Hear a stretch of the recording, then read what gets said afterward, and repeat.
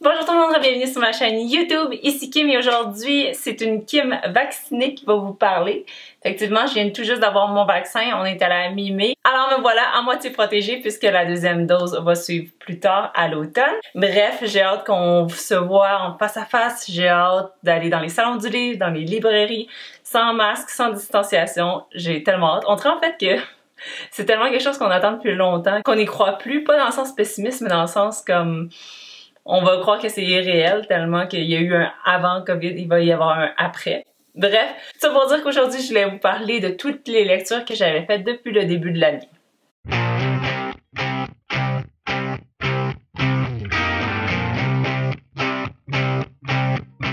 Effectivement, j'ai perdu un petit peu l'habitude de faire des wrap-ups depuis l'été dernier environ, puis je vous dirais que ça me libère quand même beaucoup parce que j'ai pas besoin de les garder super longtemps ou si c'est à la bibliothèque, je peux les retourner d'avance pour qu'une autre personne puisse la prendre au lieu de la garder juste pour filmer la vidéo. Et bref, pour ce retour de wrap-up, en tout cas ça va être exceptionnel, je voulais faire un petit peu différent. Alors c'est avec cette intention-là que j'ai décidé de vous parler de chacun des livres que j'ai lus tout en restant brève.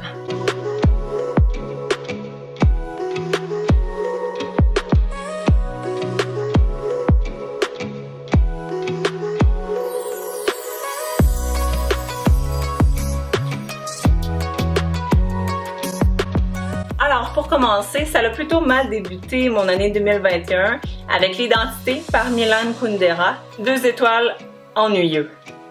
Ensuite, The Gods of Guilt par Michael Connelly, 5 étoiles, crédible. Le fil rouge par Nicole Michaud, 4 étoiles, touchant.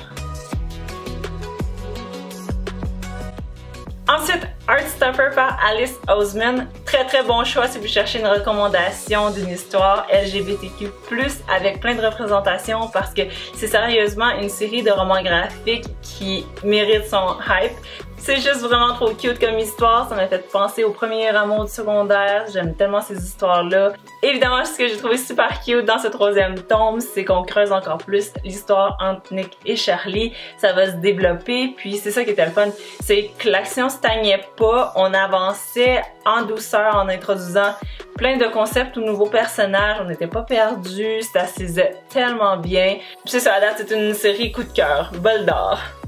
Ensuite, il y avait Un parfum de fausses nouvelles, 4 étoiles, actuel. The Boy, The Mole, The Fox and the Horse, 3,5, philosophique.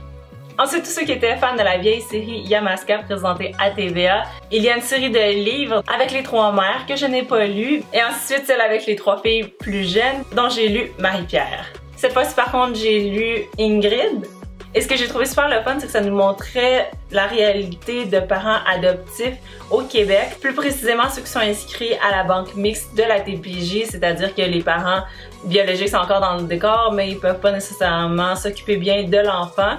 Donc c'est vraiment super déchirant, touchant, émotionnellement très sensible parce que évidemment cet enfant-là c'est pas vraiment la tienne, puis jusqu'à la dernière seconde, tant que c'est pas adopté, il y a comme plein de lois qui c'est très bien expliqué, puis ce que je trouvais le fun c'est ça, c'est que ça se passait au Québec, fait que c'était assez actuel. Justement, suite à ma lecture dont je ne vais pas vous révéler le punch, je suis tombée sur cet article-là, je vais vous le laisser juste ici pour que vous puissiez le screenshotter et le lire plus tard après avoir lu le roman.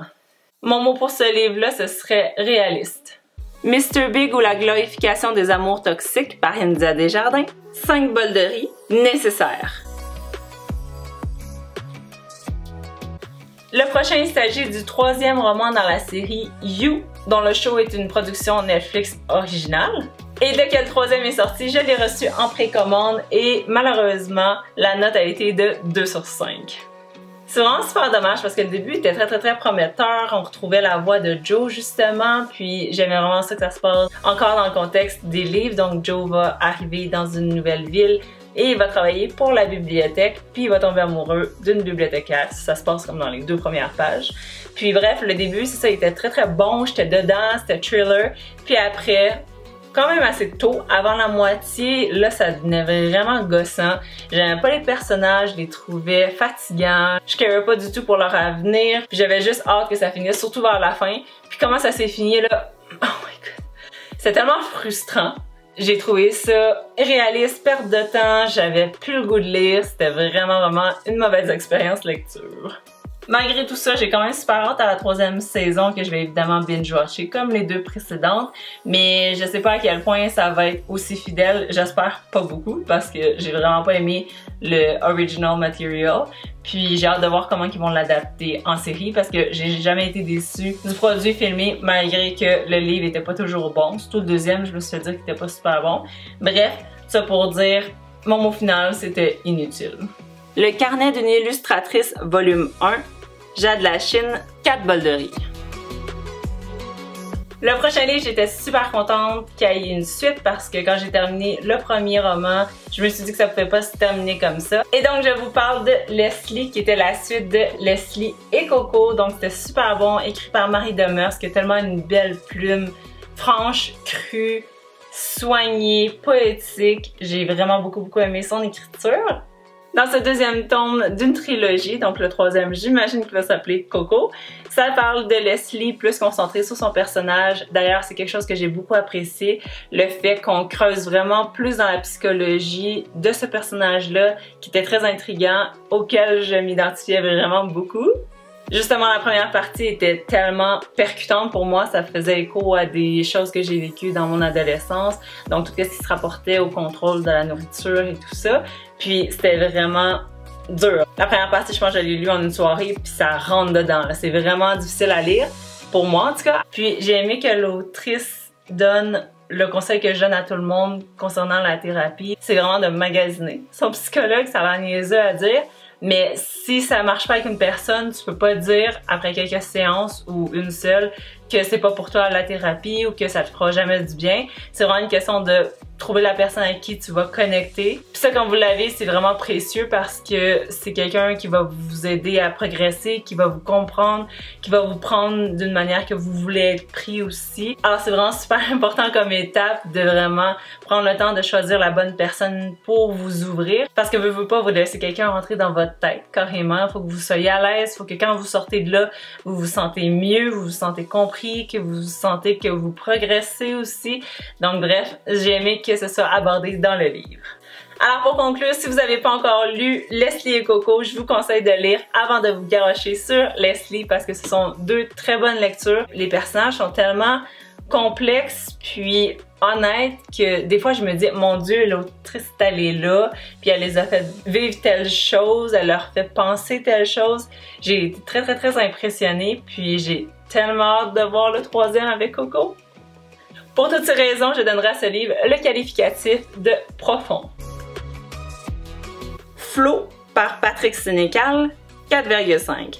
Différent. Le prochain livre sort un peu de mes lectures habituelles et c'était Les Belles Combines, astuces géniales pour famille d'aujourd'hui, écrit par Dominique Bernèche.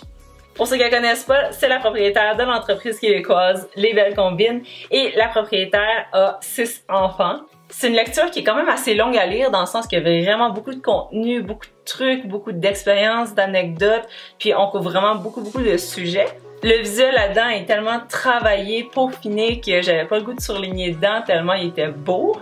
Outre la disposition et la présentation très attrayante, je dirais que la raison pour laquelle j'ai donné 5 bols de riz sur 5 à ce livre-là, c'est parce que le langage était très accessible, les trucs aussi, c'était vraiment le fun, puis elle dit que c'est vraiment comme un livre de recettes. Il y en a que tu vas aimer, il y en a que tu feras pas, il y en a qui colleront pas à ton style de vie. Vas-y avec ce qui va pour toi, pour ta famille. Ce que j'ai trouvé le fun aussi, c'est qu'on avait accès à ces trucs de mère, mais également, elle faisait intervenir plusieurs experts. Donc, il y avait son avis, son expérience à elle personnelle, mais c'était aussi appuyé par des professionnels et les sources étaient toujours nommées. Bref, si j'avais à ne qualifier cette lecture qu'en un mot, je dirais référence, parce que quand on l'a lu une fois, on veut vraiment s'y référer quand on a des questions, quand on n'est pas sûr qu'on fait la bonne chose, puis vraiment se retrouver avec les nombreux trucs qu'elle a donnés. Alors, en conclusion, j'espère que vous avez aimé cette nouvelle formule pour pouvoir vous parler rapidement des lectures que j'ai effectuées. Puis si jamais vous avez des questions, vous pouvez me les laisser dans les commentaires. Évidemment, avec le titre et l'auteur, vous allez pouvoir retracer le livre si jamais il vous a intéressé et je vais laisser la liste dans la description. En conclusion, vous connaissez The Drill. Likez si vous avez aimé la vidéo, abonnez-vous pour ne rien manquer et... c'est quoi l'autre? Oui, laissez-moi dans les commentaires un mot pour décrire votre lecture en cours ou la dernière complétée. Sur ça, je vous souhaite une bonne journée. Bye bye!